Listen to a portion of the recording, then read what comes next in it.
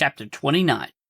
Sully nursed a brandy, trying to engage the land of fiction construct of death, as envisioned through a famous graphic artist, whom was serving drinks. The retired Commodore did not know that outside of the land of fiction, however, the construct was simply an automaton, which never spoke. Sometimes. Death was there to run the sparsely populated time bar known as the Endless. Although she was learning fascinating information about the ribbing I used to get in the officers' quarters over the sweetest twins I dated. Let me tell you, couldn't speak English. What was a bloke to do? As Captain Jack and Saber argued heatedly around a pool table in the back, he looked over to see Twill, noting her surroundings, memorizing everything. Sully spun around on the bar stool toward her. How long have you been on the force, Twill? The strange woman turned to him fully. Her face was neutral, but her eyes were so forceful, penetrating. She answered as if issuing a severe warning. It is Constable Foswex. Do not call me Twill. Ah, sure. Sully's eyes widened to saucers as he slowly turned away from her and lit a cigarette. And why would that be? Black emerged, voice booming from the gray curtain behind the piano. Twill turned back to him, addressing Death instead. Bloody Mary. Constable Forceworks was not asking. Black's voice became louder as he neared her, footfalls echoing. I've asked you a question, Constable. Don't be impolite. Especially not in my bar. Sully, perhaps because of his military training, perhaps because of his natural instinct that could not be taught, knew an ambush. He could feel it. So when he watched Captain Jack and Saber determinedly walking toward Twill, he suddenly realized they had never been arguing at all. They had been acting because they were waiting to ambush. Sully felt goosebumps when he saw Mr. Blue emerge slowly, followed by the man in red and Professor Green from behind the gray curtain. Although he could not understand why, there was something very serious, very ominous happening here.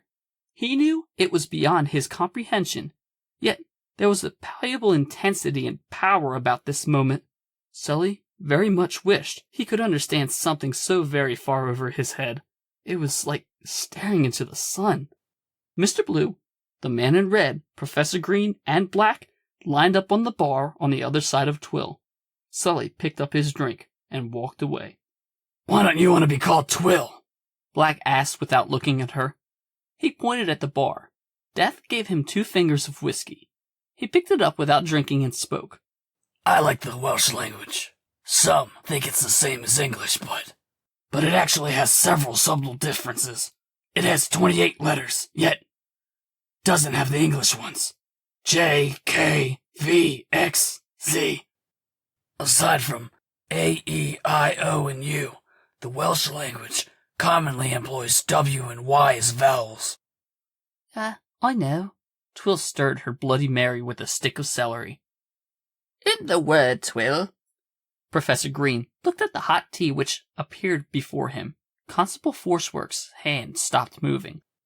For instance, if you see a common thing about the Welsh language, he continued, the double L's. This bizarre pronunciation technique is called a voiceless alveolar lateral fricative. Twill stared daggers into the travelers at the bar. The man in red offered brightly. Plays hell on Perfect's translation matrix. But you already knew that. Twill abruptly shoved away from the bar, the stool falling over. Saber's eyes were burning silver. Constable Forceworks, I set up an opportune moment for you to be alone in the time capsule, because I heard Purge sound like an intruder alert, albeit a very faint and gnarled one. Sometime later, after observing you, my suspicions were confirmed. You see, while you were outside with Traveler and Sully, watching the urbaniform sprawl child return to safety, I performed a secure sweep and found yet another foreign tech device designed to dampen the Razalin impromptu. She slammed a metal coil on the bar, the very one Twill had installed. You were trying to hypnotize Traveler's TARDIS, the time agent concluded. Because, well, is not your name, Mr. Blue stood. Twill is a word. The Time Lord's piercing eyes were a dark and angry indigo. Twill is the Welsh word for deceit.